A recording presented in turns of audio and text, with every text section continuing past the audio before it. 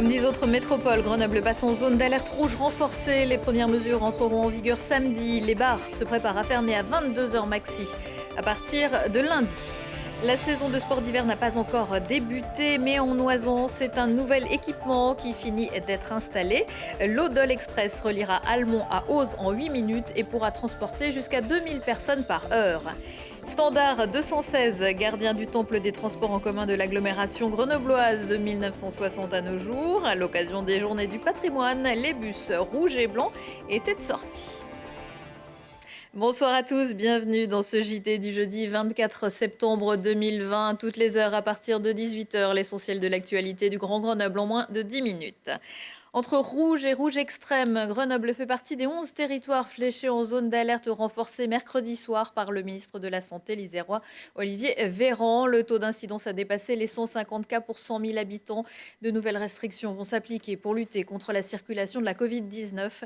D'une durée de 15 jours, elles seront renouvelées ou pas, seront interdits à compter de samedi. Les grands événements déclarés, type fête locale ou étudiante, les rassemblements de plus de 10 personnes sur l'espace public, dans les parcs, fermeture des salles de sport et gymnases, limitation de la jauge des rassemblements publics de 5 000 à 1 000 personnes. Et à partir de lundi, les bars ne pourront pas être ouverts au-delà de 22h. Charlotte Faulkner, Baptiste Bertrand. Au lendemain des annonces du ministre de la Santé, les gérants de bars et de restaurants sont un peu désabusés à l'idée de devoir fermer leur établissement au plus tard à 22h, un horaire où encore beaucoup de clients sont présents. On a eu la même réaction de tout le monde. De toute façon, après, on subit un petit peu cette décision. Donc, nous, ça va. On est ouvert à partir de 9h du matin. Donc, on a une plage horaire assez importante pour pallier à ça. On va voir comment on va se débrouiller avec les équipes du matin et les équipes du soir. C'est compliqué, oui, forcément. C'est une question. Normalement, on ferme à 2h du matin ici. Donc, ça nous enlève 4 heures d'ouverture. Donc, on va voir comment on va se débrouiller de toute façon. On a été surpris parce que 22h, c'est très tôt pour fermer. Je regardais par exemple hier soir, les gens à 22h, ils étaient encore en train de manger, quoi. On ne peut pas leur dire c'est fini ou partez, quoi. C'est vrai que c'est un peu gênant parce que finalement le service il commence principalement vers 20h, 21h. Donc là ça voudra dire qu'on va ouvrir mais que les clients il va falloir qu'on les fasse partir à 22h. Donc c'est assez compliqué là-dessus. Après un début d'année plus que compliqué, les restaurateurs et gérants ont le sentiment de trinquer pour les autres. Je ferme à 19h tous les soirs, donc je ne suis pas directement impacté par la décision. Maintenant, je trouve malgré tout qu'on pointe un petit peu du doigt effectivement tout ce qui est bar, resto. Peut-être qu'il y a effectivement des clusters dans ces endroits-là, je ne sais pas, mais en tout cas, ce n'est pas les seuls. Donc je trouve que c'est un petit peu pointé du doigt, des personnes qui en plus essayent de travailler. Ils prennent des mesures tout le temps.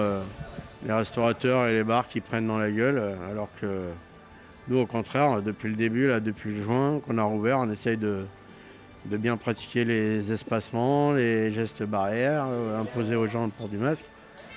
Donc si c'est respecté, je ne vois pas pourquoi ils ne nous laissent pas travailler tranquillement, quoi.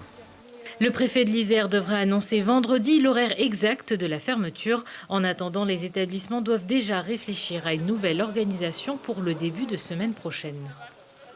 Oui, beaucoup de questions demeurent. Fermeture des bars jusqu'à 22h ou plus tôt. Fermeture des gymnases, y compris pour les matchs. Des gymnases dans les établissements scolaires sur Grenoble ou la métropole.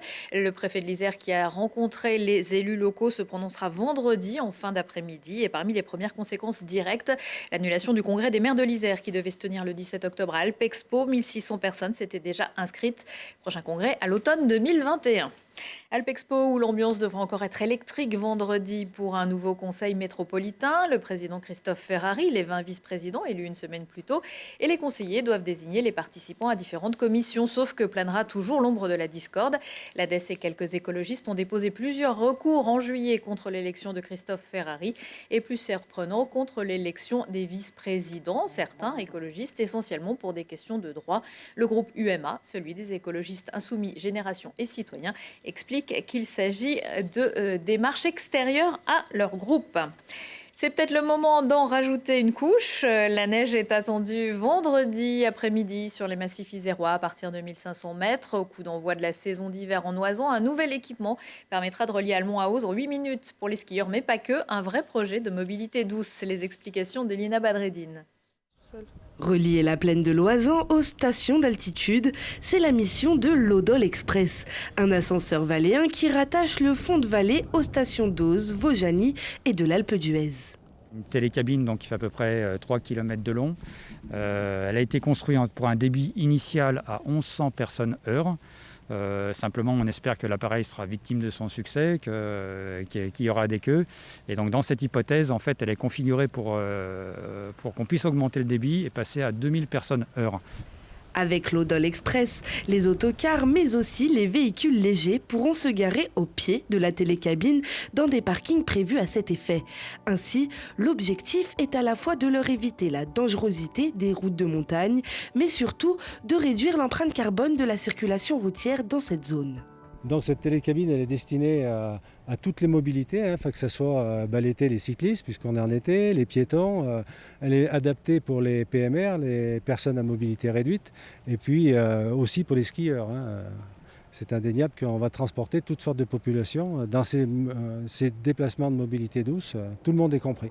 Et comme son nom l'indique, un ascenseur valléen sert tout autant dans un sens que dans l'autre. Il est aussi destiné aux personnes en altitude qui souhaiteraient se rendre dans la vallée. Une idée qui ne date pas d'hier et qui avait déjà émergé quelques dizaines d'années plus tôt dans l'esprit d'anciens élus municipaux. Ça n'a jamais pu se faire jusqu'à présent parce que quelque part, la priorité était donnée à l'aménagement des stations d'altitude, que ce soit à Vaujany ou que ce soit aux Auzan, pour relier au grand domaine de l'Alpe d'Huez. Et puis, quelques 30 ans plus tard, 35 ans plus tard, l'idée a été effectivement de renvoyer l'ascenseur, si je peux m'exprimer ainsi, sur le fond de vallée, sur Almont, sur Bourdoisan, sur toute la vallée de l'Oisan. Et si les premières démarches pour la construction de l'Odol Express ont été engagées en 2012, les travaux n'ont pu démarrer qu'en septembre 2019. Mais désormais, ils vont bon train et devraient se terminer tout chousse. Et comme la navette qui l'a précédée, l'Odol Express sera gratuit pour les piétons dans les deux sens. À l'occasion des 17e Journées du patrimoine qui se déroulaient le week-end dernier, vous êtes peut-être allé vous balader dans un château ou un musée. Plus original, l'espace Histobus dauphinois de l'association Standard 216 à Pont-de-Claix, repère de vieux transports en commun locaux. Cerise sur le gâteau, une balade dans l'un de ces autobus. Lina Badreddine. Ceci est un bus à remonter dans le temps. En quelques minutes, pour une durée de quelques instants, ces passagers ont pu voyager dans le monde d'antan à la découverte d'autocars et autobus d'une autre période. Et attention, ça secoue un peu plus que les bus modernes, normal, puisque depuis, ces derniers ont bien évolué. Si on prend l'exemple, admettons, de la hauteur de plancher, on voit que maintenant les autobus ont un plancher bas, or qu'avant, ils avaient une hauteur, pour certains, de 97 cm. Donc imaginez devant les petites dames avec les poussettes, les chariots, il fallait qu'elle escalade pour aller s'asseoir. Voilà, donc là on présente aussi des moteurs. Donc les différents types de moteurs qu'on a eu, on a eu des moteurs essence, des moteurs diesel. Les moteurs à l'époque ils étaient devant, après ils sont passés au milieu dans les années 60-70 et après on les a mis tout derrière. Mais l'une des plus grandes évolutions avec le temps, c'est la recherche du mode économique et écologique. Avec l'abandon de l'essence, la disparition progressive du diesel et désormais l'utilisation de plus en plus d'énergies propres comme l'électricité et le gaz. En tout cas, les bus, c'est un sujet qui passionne les visiteurs de l'Histobus dauphinois. Moi, ce qui me plaît, c'est voir les bus anciens et voir un peu comment étaient les roues et comment étaient les portes. J'ai retrouvé le car qu'on avait quand j'habitais à Visil, un car qui était extrêmement moderne quand il est arrivé chez nous. Et puis de le revoir quasiment à l'identique, avec les mêmes couleurs ici, ça fait un petit pincement au cœur, quoi. Mais alors, justement, quelle est la différence entre un autobus et un autocar ? L'autobus, au départ, il est fait pour rouler en ville, avec des arrêts fréquents et des personnes qui sont non attachées, que maintenant, un autocar, dans le temps, ils n'étaient pas attachés, maintenant, ils sont attachés, il fait des déplacements plus longs, ou intervilles, ou scolaires, ou ouvriers. Les Journées du patrimoine offraient donc la possibilité de revenir sur l'histoire des transports en commun du territoire avec la visite de l'Histobus dauphinois. Mais il est désormais temps de se dire à plus dans le bus.